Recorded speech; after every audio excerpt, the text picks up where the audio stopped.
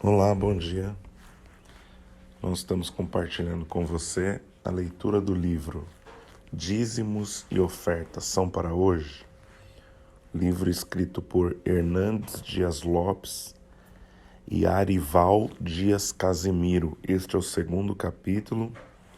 Eu já gravei um primeiro áudio, você pode conferir na playlist. E esta é a parte 2 deste segundo capítulo. Segundo capítulo, por que devemos ser fiéis a Deus nos dízimos e nas ofertas. Argumento. Eu não sou dizimista porque o dízimo tem sido usado para enriquecer igrejas e pastores. O fato de muitos obreiros inescrupulosos usarem de forma ardilosa esse ensino bíblico para se locupletarem não anula a verdade bíblica. A existência de um médico charlatão não desautoriza outro médico sério a exercer o seu trabalho.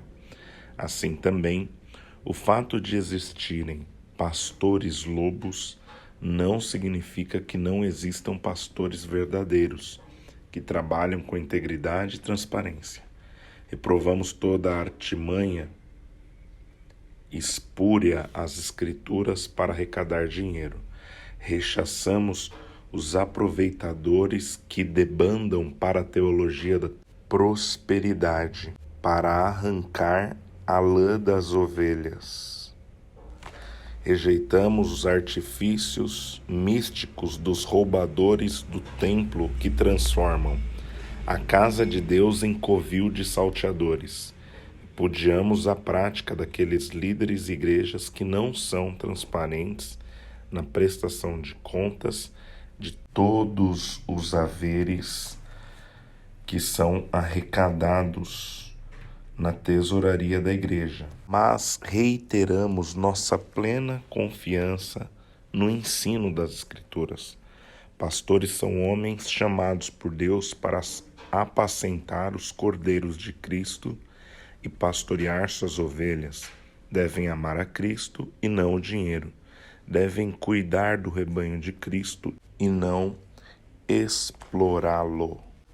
Devem servir o rebanho de Cristo e não se servirem delas.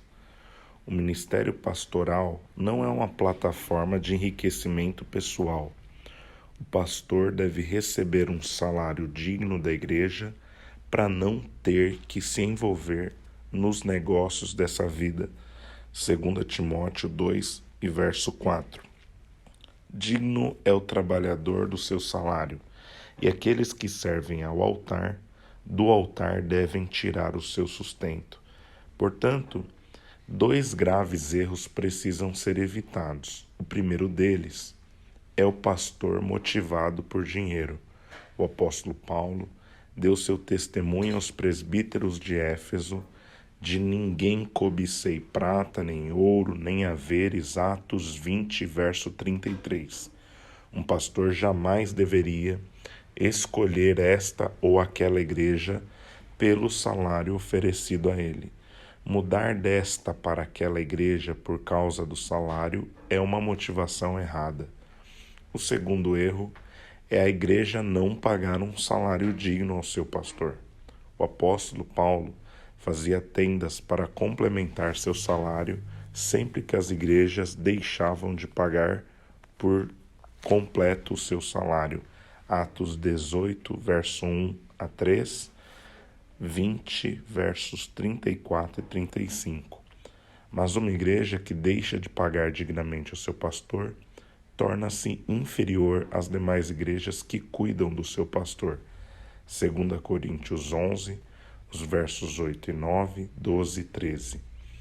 Eu não sou dizimista porque Jesus nunca mandou construir templos e os dízimos são usados para essa finalidade. A construção de templos não é uma necessidade vital, uma vez que Deus é espírito e não habita em casas feitas por mãos. Atos 17, 24 e 25. Deus está em toda parte, porém Deus nunca nos proibiu de sermos prudentes. A igreja se reunia de casa em casa e no templo, Atos 2,46. Depois que a lei civil tornou possível a construção dos templos, eles foram erguidos. Precisamos nos reunir e isso implica espaço adequado. Aqueles que são contrários à construção de templos reúnem-se em templos ou em salões alugados, e isso custa dinheiro. Aqueles que se opõem aos dízimos e usufruem seus benefícios são realmente incoerentes. Aqueles que atacam a doutrina do dízimo e se beneficiam de seus resultados tropeçam em sua teologia e naufragam em sua ética. Eu não sou dizimista porque o dízimo está imposto para o sustento do Estado teocrático de Israel e hoje, como pagamos o imposto de renda, estamos isentos dele. Esse argumento tem sido usado por alguns homens de reconhecida reputação teológica, porém ele não procede. Israel nem sempre teve um regime teocrático. Depois do período dos juízes, Israel adotou a monarquia. Os tributos pagos aos governos civis eram diferentes dos dízimos trazidos à casa de Deus. Quando Salomão morreu, o povo foi a Roboão pedir o alívio dos impostos. 1 Reis, capítulo 12, os versos 1 a 15. Nesse período, o povo pagava pesados tributos ao rei, mas continuava também entregando os dízimos para o sustento da casa de Deus. No período da restauração de Jerusalém, o povo pagava tributos ao rei da Pérsia, Neemias 5, os versos 1 a 4, mas também restaurou a entrega dos dízimos para o sustento dos levitas, Neemias 13, versos 10 a 14. Jesus, nessa mesma linha de pensamento, diz: dai, pois, a César o que é de César e a Deus o que é de Deus. Mateus 22, 21. Portanto, o fato de hoje pagarmos imposto de renda ao governo não nos isenta de entregar com fidelidade os dízimos a Deus. Na casa de Deus, o princípio permanece e devemos honrar a Deus com as primícias de toda a nossa renda, Provérbios 3, 9, e pagar nossos tributos aos governantes, Romanos 13, verso 7. Somos cidadãos dos dois reinos e devemos fidelidade a Deus e também ao Estado. Eu não sou dizimista porque em Mateus 23, 23, Jesus estava condenando a hipocrisia dos escribas e fariseus, não referendando o dízimo. É verdade que Jesus estava denunciando a hipocrisia dos escribas e fariseus que faziam da entrega dos dízimos uma espécie de amuleto espiritual, ostentando sua observância criteriosa dos dízimos como um salvo-conduto para transgredir os principais preceitos da lei, que eram a justiça, a misericórdia e a fé. A entrega dos dízimos não é uma prática ostentatória nem meritória. Se subestimar os dízimos é um erro, superestimá-lo também o é. A fidelidade da entrega dos dízimos não nos autoriza a viver relaxadamente nas outras áreas da vida cristã. A mordomia dos bens é apenas um dos pontos da vida cristã e não o todo da vida cristã. Há aqueles que ousam dizer que, quando alguém é fiel na entrega dos dízimos, nenhuma tragédia financeira lhe ocorre. Há alguns que, beirando a blasfêmia, chegam mesmo a afirmar que o patriarca Jó não era dizimista, pois, se o fosse, nem mesmo Deus poderia tocar em sua vida. Oh, que grande equívoco! Jó não sofreu revés em sua vida financeira por ser infiel a Deus. Essa foi a acusação injusta dos seus amigos. Jó não enterrou seus filhos porque era culpado de transgressão. Jó não se tornou uma carcaça humana e uma ferida aberta por ter sonegado a Deus os dízimos. A Bíblia não tem nenhuma palavra sobre isso. Onde a Bíblia não tem voz, não deveríamos ter ouvidos. O que encontramos nas Escrituras é a afirmação peremptória de Deus de que Jó era o homem mais piedoso da sua geração. Jó 1:8 e 2:3. Apesar disso, foi provado com a permissão divina. Quando os filhos de Deus, porém, são provados, não é para destruí-los, mas para fortalecê-los. Deus restaurou a sorte de Jó, e no segundo estágio da sua vida, ele foi ainda mais próspero. Jó 42, do 10 a 16. O fato de Jesus ter condenado a hipocrisia dos escribas e fariseus quanto ao dízimo não significa que ele condenou o dízimo. Há um ditado popular que diz: não jogue a criança fora com a água da bacia. Jesus corrigiu o desvio da conduta dos escribas e fariseus, mas sustentou a legitimidade do dízimo. Eu não sou dizimista porque o ensino do Novo Testamento é que 100% é de Deus, não apenas 10%. Isso é a mais pura verdade. Tudo que somos e temos em nossas mãos veio de Deus, é de Deus, deve estar a serviço de Deus. Mas esse é também o ensino claro do Antigo Testamento. Ao Senhor pertence a terra e tudo o que nela se contém, o mundo e os que nele habitam. Salmo 24, verso 1. Sempre tudo foi, é e será de Deus. Nós nunca tivemos nada, não temos nada e não teremos nada. Não trouxemos nada, por isso não levaremos nada. Não trouxemos e não levaremos. Jó 1:21, 1 Timóteo 6 e 7. Tudo é de Deus. Nós somos apenas mordomos. É muito importante entender que o dízimo não é apenas uma soma matemática, mas um símbolo. Não é uma cifra, mas um emblema. Quando Deus requer do seu povo a devolução de 10%, está nos ensinando que Ele quer não dinheiro, mas fidelidade. Até porque os 90% que ficaram em nossas mãos também pertencem ao Senhor. Deus não quer coisas, mas o nosso coração. Não quer nosso sacrifício, mas nossa fidelidade. Se não conseguimos ser fiéis no pouco, como seremos no muito? Se não conseguirmos ser fiéis no que pertence a outrem, como seremos naquilo que nos foi dado? Quando Deus requer de nós o dízimo, não está tratando apenas com o sustento da sua obra, está tratando com o nosso coração. Podemos ilustrar essa verdade com a experiência de Abraão. Quando Deus pediu a Abraão para sacrificar Isaque, não era Isaque que Deus queria, mas Abraão. Deus não aceita sacrifícios humanos. Deus queria o coração de Abraão. Deus queria a sua obediência. Assim, quando Deus requer do seu povo a entrega dos dízimos, a essência dessa exigência não tem a ver com dinheiro, pois Deus não precisa de dinheiro. Ele é o dono de todo o ouro e de toda a prata. Ageu 2:8. Dele é o mundo e todos os que nele habitam. Dele são os animais do campo, as riquezas dos mares, as riquezas da terra.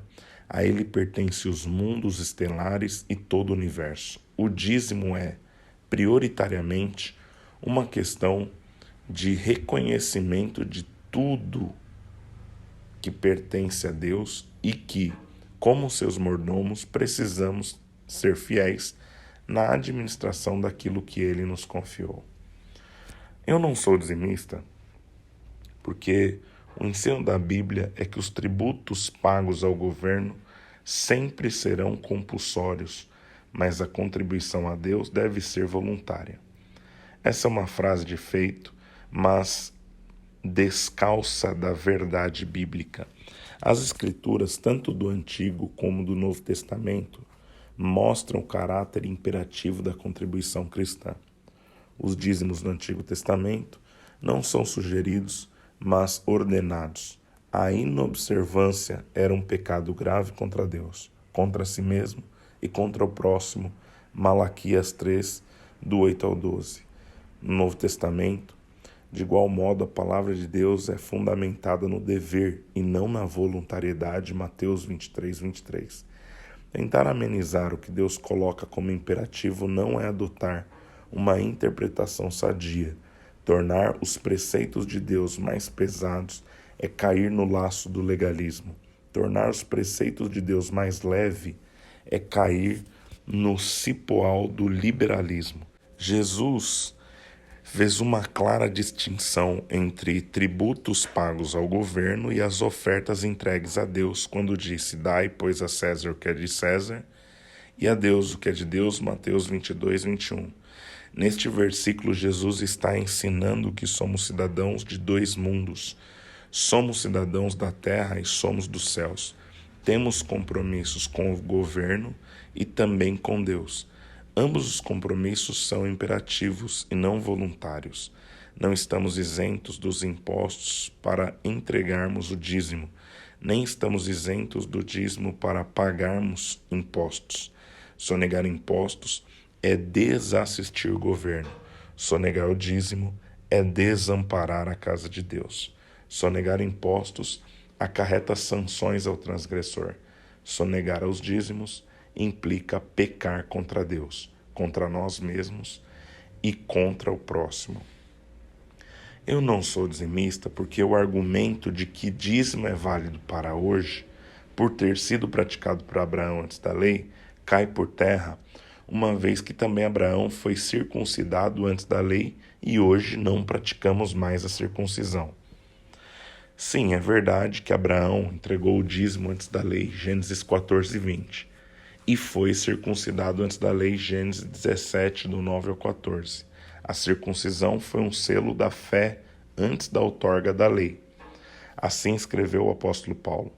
E recebeu o sinal da circuncisão como o selo da justiça da fé, que teve quando ainda incircunciso, para servir a ser o pai de todos os que creem, embora não circuncidados, a fim de que lhes fosse imputada a justiça, e pai da circuncisão, isto é, daqueles que não são apenas circuncidados ou circuncisos, mas também andam nas pisadas da fé que teve Abraão, nosso pai, antes de ser circuncidado. Romanos 4, os versos 11 e 12. A circuncisão era o sinal do pacto, Gênesis 17, verso 9. Não era apenas um ritual físico, mas sobretudo espiritual. Porém, o Novo Testamento deixa clara a transição da circuncisão para o batismo. Assim Paulo escreveu: nele também fomos circuncidados, não por intermédio de mãos, mas no despojamento do corpo da carne, que é a circuncisão de Cristo, tendo sepultados juntamente com ele no batismo, no qual igualmente fostes ressuscitados, mediante a fé no poder de Deus, que o ressuscitou dentre os mortos. Colossenses 2, os versos 11 e 12. Jesus foi circuncidado ao 8º dia, Lucas 2, 21, porque não veio para revogar a lei, mas para cumpri-la. Jesus é o fim da lei, Romanos 10, 4. Aqueles que, como os judaizantes, achavam que a circuncisão era vital para a salvação, estavam negando a graça, Atos 15, versos 1 a 5. Porém, não há nenhuma revogação de Jesus da prática do dízimo. Antes, Jesus a sancionou. Nós temos citado bastante esse texto aqui de Mateus 23. Quando eu for citar esse texto, eu vou dizer o texto de Mateus, para tornar mais simples. A colocação do dízimo na categoria da lei cerimonial é um erro hermenêutico. Vou repetir. A colocação do dízimo na categoria de lei cerimonial é um erro hermenêutico. A lei cerimonial cessou uma vez que era sombra do que haveria de vir. Os sacrifícios, as festas, os rituais da purificação, tudo isso cumpriu em Cristo. Agora chegou a realidade e não precisamos mais recorrer às sombras. Hebreus 10, dos versos 1 a 4, 12 e 14. O véu foi rasgado, Mateus 27, 51. E em Cristo fomos feitos sacerdócio real, 1 Pedro 2, 9. Todos temos livre acesso ao trono da graça, Hebreus 4, 16. Não precisamos mais que nenhum mediador se interponha entre nós e Deus. Entre nós e Deus só existe um mediador, é este, Jesus, 1 Timóteo 2, 5, João 14, 6. Se o dízimo fosse cerimonial, ele teria cessado e Jesus teria deixado isso claro quando tratou do assunto. mas ele não fez. Apenas reprovou a hipocrisia dos escribas e fariseus que faziam do dízimo uma propaganda enganosa da sua falsa espiritualidade. Estes fanfarrões tocavam trombeta da sua estrita fidelidade na entrega do dízimo, mas negligenciavam os preceitos mais importantes da lei, a saber, a justiça, a misericórdia e a fé. Jesus deixa meridianamente claro que não podemos fazer propaganda de uma virtude para esconder a transgressão de outros mandamentos. A fidelidade na entrega do dízimo não blinda o crente. Não é uma armadura nem um escudo. A fidelidade na entrega do dízimo não é meritória. Não acumulamos pontos com Deus por sermos fiéis na entrega do dízimo. Não temos o direito de sermos injustos, descaridosos e incrédulos só porque entregamos fielmente o dízimo. O ensino de Jesus é: pratique a justiça, ame a misericórdia e exerça a fé e não se omita em ser fiel à entrega dos dízimos. Eu não sou dizimista porque no Novo Testamento o dízimo é sempre descritivo e nunca prescritivo. A palavra dízimo aparece 7 vezes no Novo Testamento. Os textos são, vamos lá, o texto de Mateus 23, 23, Lucas 11, 42, 18, 12, Hebreus 7, 2, 7, 4, 7, 5, 7, 8. Embora os textos sejam descritivos, não estão em oposição ao prescritivo, se levarmos em conta a unidade das Escrituras. O Novo Testamento não está em oposição ao Antigo Testamento. Concordo com Agostinho de Hipona quando disse que o Novo Testamento está latente no Antigo e o Antigo Testamento está patente no Novo. Não há qualquer mandamento explícito revogando a prática do dízimo no Novo Testamento. Ao contrário, Jesus condena não a prática do dízimo, mas a prática errada dele. Não condena o princípio, mas inversão de valores dos escribas e fariseus que faziam do dízimo uma espécie de salvo-conduto para viverem cheios de arrogância e orgulho espiritual. Jesus deixa claro que devemos guardar os preceitos principais da lei, como a justiça, a misericórdia e a fé, sem deixar de praticar o dízimo. A Epístola aos Hebreus nos informa que Abraão entregou o dízimo a Melquisedeque, um tipo de Cristo, antes da promulgação da lei mosaica. Mais tarde, o dízimo foi estabelecido para sustento dos sacerdotes, levitas, estrangeiros, órfãos, viúvas, no sacerdócio levítico. Mesmo que o sacerdócio levítico tenha cessado, a prática do dízimo permanece, porque como filhos de Abraão, entregamos o dízimo a Cristo, que não veio da linhagem de Levi, mas da ordem de Melquisedeque. Eu não sou dizimista porque o apóstolo Paulo não orientou as igrejas a entregar os dízimos, mas orientou-as a ofertar. Paulo não usou a palavra dízimo em suas epístolas, mas ensinou seu princípio. Quando diz que os obreiros do Novo Testamento devem ser sustentados da mesma forma que os levitas eram sustentados no Antigo Testamento, a citação é 1 Coríntios 9, do 1 a 14. Por outro lado, a prática do dízimo não dispensa os crentes de serem generosos nas ofertas. Os crentes devem semear com abundância na vida das pessoas, e isso não em substituição ao dízimo, mas além dele. Vemos nessa atitude o mistério do pobre e o mistério do rico. Quem tem mais deve repartir com quem tem menos. Os ricos devem ser generosos na prática das boas obras. 1 Timóteo 6, os versos 17 e 18. Usar, porém, a voluntariedade das ofertas, conforme ensinada nas epístolas aos Coríntios, em substituição ao dízimo, é não compreender o caráter específico daquela oferta levantada entre as igrejas gentílicas para socorrer os santos da Judéia em situação de emergência. 2 Coríntios 8, os versos 1 a 4, 1 Coríntios 16, os versos de 1 a 4. Reafirmamos, portanto, que, embora o apóstolo Paulo não tenha usado o termo dízimo em suas epístolas, ensinou o princípio do dízimo. Quando se trata do sustento dos obreiros, o apóstolo Paulo recorreu ao mesmo princípio do sustento dos levitas.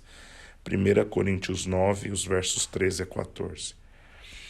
Quando falou das ofertas voluntárias para os pobres da Judéia, ensinou que elas precisam ser pessoais, metódicas e proporcionais. 1 Coríntios 16, os versos 1 a 2. Não são esses os mesmos princípios que regulamentam os dízimos? Eu não sou dizimista porque os 3 tipos de dízimo do Antigo Testamento dificilmente encontram paralelos no Novo Testamento. Logo, não podem ter a mesma aplicação. A prática religiosa do Antigo Testamento era centrípeta e o Novo Testamento, como já dissemos, centrífuga. No Antigo Testamento, tudo está centrado no povo judeu, nos levitas, no templo, nas festas religiosas, nos estrangeiros pobres, órfãos e viúvas. Para esses propósitos, as pessoas traziam os 3 tipos de dízimo. Hoje a necessidade é muito mais ampla. A igreja hoje tem o compromisso de levar o evangelho ao mundo inteiro. Marcos 16:15, Mateus 28, 18 a 20 e Atos 1:8 são os textos da Grande Comissão. Missionários precisam ser enviados a cada nação. Os mesmos cuidados sociais estão sob responsabilidade da igreja. Cuidar das viúvas, 1 Timóteo 5, do 3 a 16, dos pobres, 1 Timóteo 6, do 17 a 19, dos ministros, 1 Coríntios 9, do 11 a 14, da construção de templos, aluguel de salões de culto, imprimir bíblias e tantos outros desafios. Aqueles que se opõem aos dízimos e ofertas são muito frequentemente lerdos em contribuir com a obra de Deus. Escondem-se atrás de suas evasivas para não revelar quanto dinheiro os domina. Escondem-se atrás de supostas fortalezas doutrinárias para esconder ou justificar a sua omissão. Se todos os membros da igreja fossem como eles, as portas do templo seriam fechadas. Se dependessem de sua contribuição, os missionários precisariam abandonar o campo. Se todos os crentes contribuíssem na mesma proporção deles, as Bíblias deixariam de ser impressas e a evangelização dos povos cessaria. Fica aqui o alerta. Contribua de acordo com a sua renda, para que Deus não transforme a sua renda de acordo com a sua contribuição. Aqueles que compreendem quão devedores são à graça de Deus se oferecem primeiro ao Senhor e depois colocam todos os recursos de Deus sob sua responsabilidade para alavancar a obra de Deus e assistir às necessidades. 2 Coríntios 8:5. Temos pressa, temos urgência. Só podemos ganhar nossa geração nessa geração. Se nos omitirmos, seremos culpados. Eu não sou dizimista porque Deus só aceita o que damos com voluntariedade e alegria. É verdade que a obediência com voluntariedade e alegria é muito abençoadora. Porém, quem desobedece não fica isento da responsabilidade nem de punição. O dízimo é santo ao Senhor. Dízimo é dívida. Reter o dízimo é roubar a Deus, a nós e aos outros. Logo devemos tratar o dízimo, ainda que nosso coração não esteja sentindo. Não obedecemos apenas quando temos vontade de fazê-lo. Vivemos pela fé e não pelos sentimentos. Nem sempre obedecemos por prazer. Às vezes obedecemos por dever. Mas quando obedecemos por dever, é melhor do que desobedecer. Nossas contas devem ser pagas, ainda que estejamos privados de alegria. Não construímos templos com voluntariedade sem entrega. Não sustentamos missionários apenas quando sentimos vontade. Não sustentamos a obra de Deus apenas com boas intenções. As contribuições precisam ser regidas pelos princípios estabelecidos por Deus, a saber, individualidade, sistematicidade e proporcionalidade. A motivação, alegria. É o prazer de Deus, porque Ele ama quem dá com alegria, 2 Coríntios 9:7. Alegria é a motivação de quem adora a Deus, por quem Ele é, e dá graças a Ele por aquilo que Ele faz. É incompreensível um adorador comparecer perante Deus de toda a graça sem alegria e gratidão. Culto é uma oferenda a Deus. Compareceremos perante Ele para trazer nosso coração, nossa vida e a nossa oferta. Deve existir uma sintonia entre vida e oferta, entre motivação e ação. Deveríamos ir a gasofilácio não com tristeza, mas exultantes. Deveríamos ir a gasofilácio com profunda gratidão, porque só damos a Deus daquilo que temos recebido dele. Esse é o sentimento do rei Davi. Das tuas mãos tu damos. 1 Coríntios 29:14. Eu não sou dizimista porque o dever da igreja é pagar suas contas. E isso pode ser feito com uma cota ou taxa estabelecida pelos membros. Esse argumento é pragmático, mas não bíblico. Não temos autoridade para mudar os preceitos da palavra de Deus. Não podemos nos julgar mais sábios e práticos do que Deus. O sistema do dízimo não foi instituído por homens, mas por Deus. Não podemos acrescentar nem tirar nada das Escrituras. Não podemos alterar o que Deus estabeleceu. A palavra de Deus jamais fica obsoleta. Ela nunca caduca, não precisa de revisão. Ela é inerrante e eterna.